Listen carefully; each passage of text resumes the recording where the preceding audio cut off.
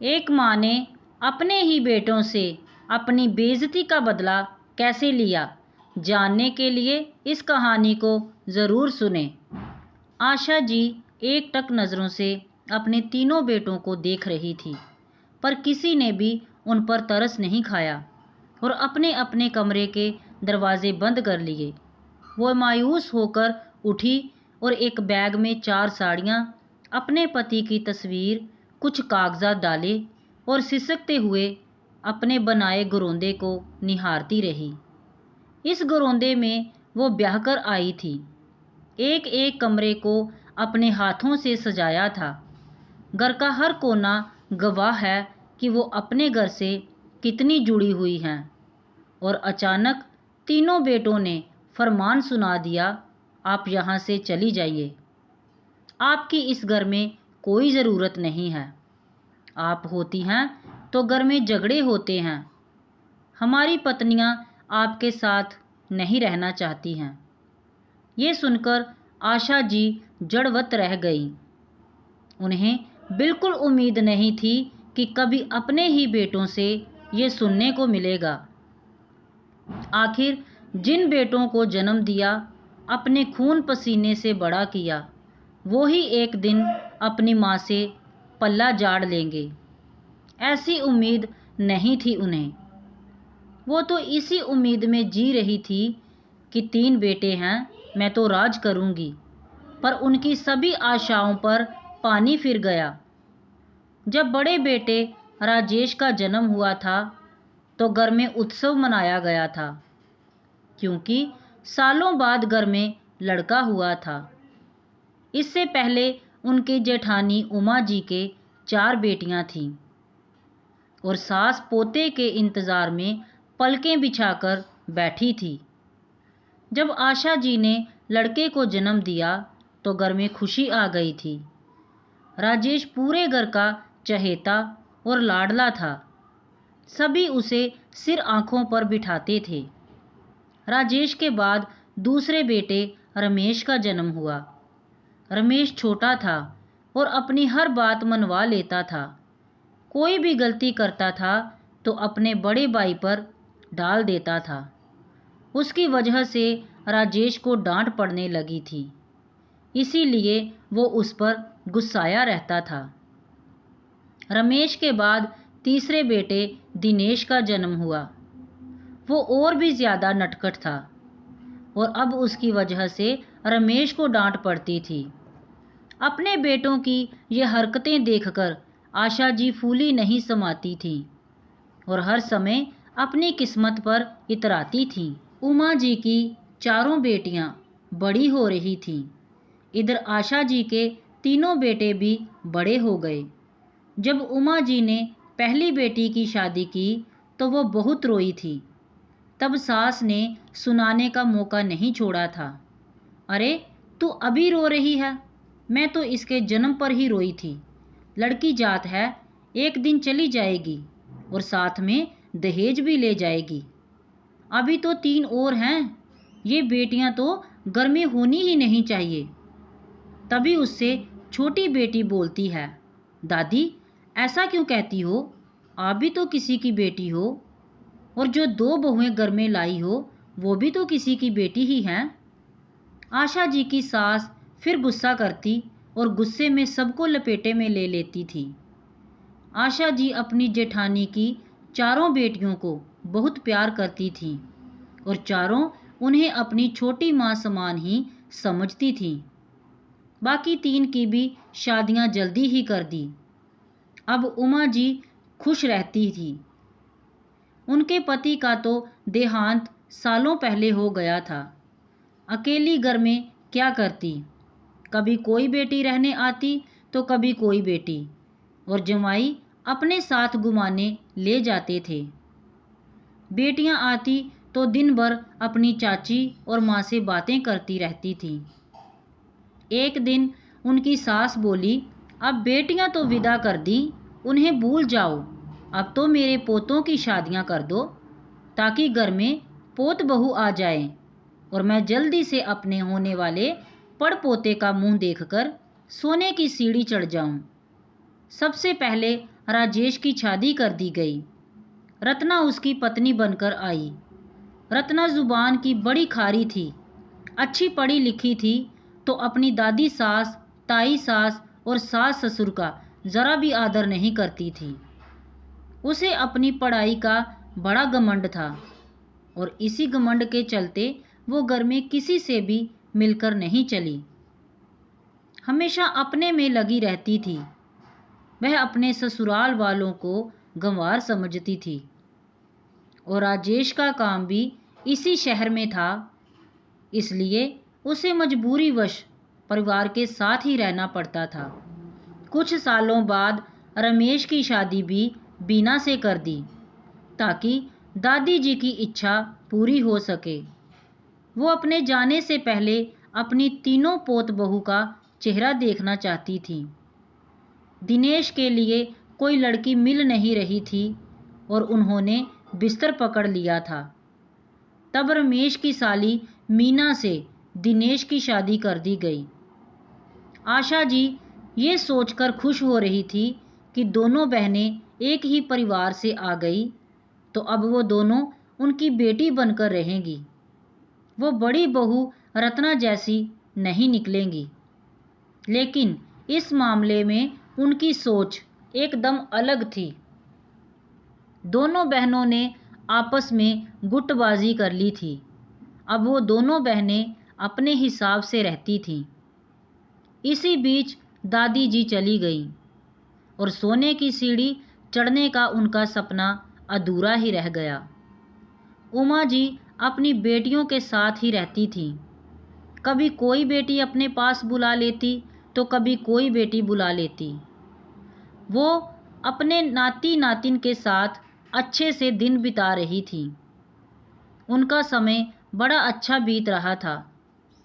अब आशा जी के मन में आ रहा था कि काश उनकी अपनी भी कोई बेटी होती, क्योंकि तीनों बहुओं की अपनी अलग ही दुनिया थी। वो उनको साथ में रखना ही नहीं चाहती थी, उनसे दूर भागती थी। सास और जेठानी जी के जाने के बाद वो काफ़ी अकेली हो गई थी।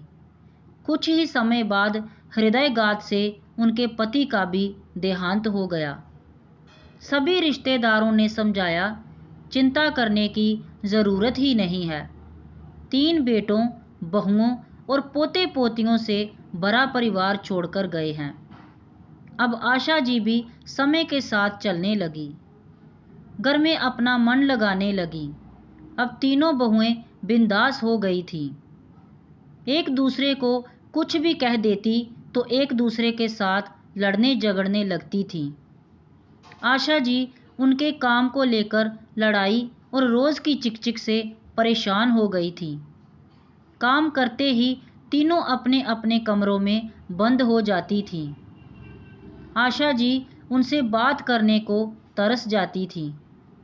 वो अपने बेटों से कहती तो पहले तो वो भी समझाते थे, कोई बात नहीं, आज नहीं तो कल बहुओं को समझ आएगी। पर अब बेटे भी उनसे दूर होने लगे थे। अब आशा जी ज़्यादा अकेलापन महसूस करने लगी। तीनों बेटे बहुओं के गुलाम बन गए थे। धीरे धीरे कब उन्होंने घर के कमरे बांट लिए और उनको खाना खिलाने की भी जिम्मेदारी बांट ली, उन्हें पता ही नहीं चला। घर का बंटवारा हो गया था और अब एक आशा जी अपने तीनों बेटों और बहुओं को अखरने लगी थी। बड़ी बहू रत्ना 2 रोटी खिलाती थी पर साथ में 10 ताने देती थी और मंजली बहू जो करती वो छोटी बहू मीना भी करती थी। बड़ी बहू कहती थी, बड़ी हूँ तो क्या हुआ, क्या सारी जिम्मेदारी मेरी ही है? अभी जायदाद का बंटवारा करोगे तो दोनों छोटी देवरानियाँ अपना हिस्सा छोड़ देंगी क्या? जब हिस्सा लेंगी तो फ़र्ज़ भी निभाएं। बीच की बहू बीना भी अपनी सास को ताना देती थी, देख लो सासू माँ, ना बड़ी बहू काम आ रही है ना ही छोटी बहू, पर मंजली बहू ही आपको 2 रोटी दे रही है। फ़र्ज़ तो बड़ी का होता है, वैसे भी जेठ जी तो घर परिवार के लाडले रहे हैं और छोटे देवर आपके लाडले रहे हैं। मेरे पति तो बीच में ही प्यार को तरसते रह गए। फिर भी उनकी पत्नी आपको 2 रोटी दे रही है।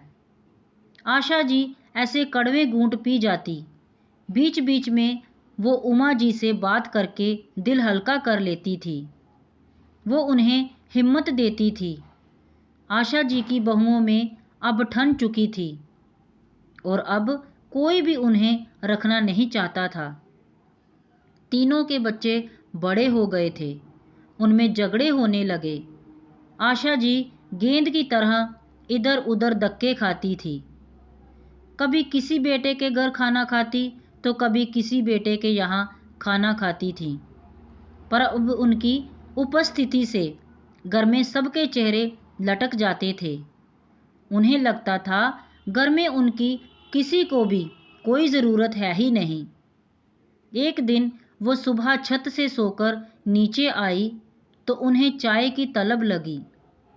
तीनों ही बहुओं ने दरवाज़ा नहीं खोला।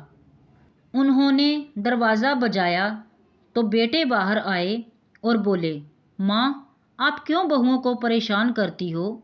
ये घर छोड़कर क्यों नहीं चली जाती हो? इस उम्र में वो कहाँ जाएंगी, क्या करेंगी, इससे किसी को मतलब ही नहीं था। और अपने आत्मसम्मान से और समझौता ना करना पड़े, इसीलिए आज आशा जी ने अपना घर छोड़ दिया। और जैसे ही वो घर से बाहर निकली तो खुशी के मारे उनकी आंखें चमक गईं। उमा जी की सबसे छोटी बेटी बाहर कार लिए खड़ी थी, जो उसी शहर में रहती थी। वो अपनी चाची को अपने साथ लेकर चली गई। उमा जी ने ही उसे फ़ोन करके सब बताया और उन्हें साथ लाने को कहा था। उसने अपने एडवोकेट पति को सारी घटना बताई और कागजात दिखाए तो वो भी हैरानी से बोला, चाची जी, घर पर आपके तीनों बेटों का कोई हक नहीं है। ये घर तो दादी जी ने अपने दोनों बेटों के नाम किया था और जब दोनों बेटे नहीं रहे तो ये घर मम्मी जी और आपके नाम हो गया है। पति की संपत्ति की उत्तराधिकारी पत्नी ही होती है। आप दोनों इसकी बराबर की हकदार हैं। आप चाहें तो अपने बेटों पर मुकदमा करके घर वापस ले सकती हैं और उन्हें घर से बेदखल कर सकती हैं। अपने बेटी जमाई के मुंह से ये सुनकर आशा जी हैरान रह जाती हैं, पर वो उस समय कुछ जवाब नहीं देती हैं। अगले दिन उमा जी बड़ी बेटी के घर से वापस आ जाती हैं और पूछती हैं, आशा, तूने क्या सोचा? भाभी, मैंने कुछ नहीं सोचा। अगर मैं कुछ करने का सोचूंगी तो लोग क्या कहेंगे? एक माँ अपने ही बेटों पर मुकदमा कैसे कर सकती है? रिश्तेदार और समाज वाले क्या कहेंगे? आशा, जब 3 बेटे मिलकर माँ को घर से निकालकर बेघर कर सकते हैं तो एक माँ भी मुकदमा कर सकती है। इसमें गलत कुछ नहीं है। अभी तेरे बेटे तेरी सेवा करते तो तू क्या उन पर मुकदमा करती? अपना घर भी लेना ज़रूरी है, नहीं तो इस बुढ़ापे में कहाँ धक्के खाएगी? कौन तुझे अपने घर में रखेगा? आशा जी की बात समझ में आई। उन्होंने अपने जमाई पर पूरा भरोसा किया और तीनों बेटों के खिलाफ मुकदमा कर दिया। नोटिस मिलते ही तीनों बेटों के होश उड़ गए। आखिर माँ ऐसा कैसे कर सकती है? अगले दिन कोर्ट में सब हाजिर थे। आशा जी ने अपनी बात कही, मेरे तीनों बेटों ने मुझे अपने ही घर से निकाल दिया है, इसलिए मुझे अपना घर वापस चाहिए, जहाँ पर ये तीनों अपने परिवार समेत रह रहे हैं। इन तीनों को माँ की 2 वक्त की रोटी भारी लगती है, तो मैं इन्हें अपना घर क्यों दूँ? ये घर मेरे पति के हिस्से का है, जिसमें मेरी जेठानी भी बराबर की हिस्सेदार हैं। मुझे अपना घर वापस चाहिए। पति के जाने के बाद मेरा भरण पोषण कैसे होगा? इसलिए मैं ये भी चाहती हूँ कि तीनों बेटे हर महीने एक निश्चित राशि मुझे भेजें ताकि मैं इज्जत की 2 रोटी खा सकूं। माँ, आप ये तमाशा क्यों कर रही हैं? अपने ही बेटों को कोर्ट में घसीटते हुए शर्म नहीं आई? आप केस वापस लीजिए, हम तीनों आपको 2 वक्त की रोटी दे देंगे। फालतू में कोर्ट के चक्कर लगेंगे, राजेश ने कहा। मम्मी जी, अब तक हुआ जो हुआ, आप भूल जाइए। आप बारी बारी से हम तीनों के पास रह लीजिएगा। 4-4 महीने की रख लेते हैं। बेकार ही हम सबके मायके में भी हमारी इज्जत उतर गई कि आपने अपने ही बेटों पर केस कर दिया है, रत्ना ने समझाया। लेकिन आशा जी ने ठान लिया था वो अब जब तक जिएंगी इज्जत की रोटी खाएंगी, वो किसी की क्यों सुने। अब बात जब घर खाली करने की आई तो बेटे बहू मीठा बोल रहे हैं, वैसे रोज कड़वी बातें सुनाते थे। तुम सब कान खोलकर सुन लो, अब मैं किसी की कोई बात नहीं सुनूंगी, ये मेरा हक है और मैं लेकर ही रहूंगी। तीनों अच्छा कमाते हो तो अपने परिवार को लेकर किराए के घर में भी रह सकते हो, और तुम तीनों हर महीने मुझे खर्चा भेजोगे। मेरी बस इतनी ही मांग है। बड़ी बदकिस्मत हूँ मैं जो मुझे ये सब करना पड़ रहा है। काश तुम लोग अपने संस्कार भूले नहीं होते। काश तुम अपनी माँ की कदर करते तो तुम्हें आज ये दिन देखना नहीं पड़ता। घर की इज्जत बाहर उछलती है तो उसके छींटे सब पर आते हैं। कोर्ट ने कुछ महीनों बाद फैसला सुनाया। आशा जी ने घर के कागजात दिखाए और बेटों को घर खाली करना पड़ा। उन्होंने बाकी के कमरे किराए पर चढ़ा दिए और एक कमरे में खुद रहने लगी। तीनों बेटे उन्हें हर महीने खर्चा भी भेजने लगे। आशा जी ने अपनी बेटी और जंवाई को धन्यवाद दिया और उन्होंने वसीयत भी बनाकर रखवा दी कि उनके मरने के बाद ये घर उनकी जेठानी की 4 बेटियों में बांट दिया जाए, क्योंकि ये चारों ही समय समय पर आकर मुझे संभालती हैं, बीमारी में मेरा इलाज करवाती हैं, मेरी सेवा करती हैं। अब उमा जी भी कुछ दिनों के लिए उनके साथ रहने आ जाती थीं। भाभी, आप बड़ी किस्मत वाली हैं जो आपको 4 बेटियां हैं, आशा जी ने कहा। तो वो मुस्कुराकर बोली, ये चारों मेरी ही नहीं हमारी बेटियां हैं। आशा जी सम्मान और इज्जत से अपना बुढ़ापा व्यतीत करने लगी। दोस्तों, एक माँ कई बच्चों को पाल लेती है, पर कई बच्चे मिलकर भी एक माँ को 2 वक्त की इज्जत की रोटी नहीं दे सकते। अपनी माँ को इज्जत देना और उनका सम्मान करना हर संतान का कर्तव्य है। दोस्तों, आपको ये कहानी कैसी लगी कमेंट बॉक्स में ज़रूर बताएं। कहानी को लाइक शेयर और अगर चैनल पर नए हैं तो सब्सक्राइब करना ना भूलें। धन्यवाद।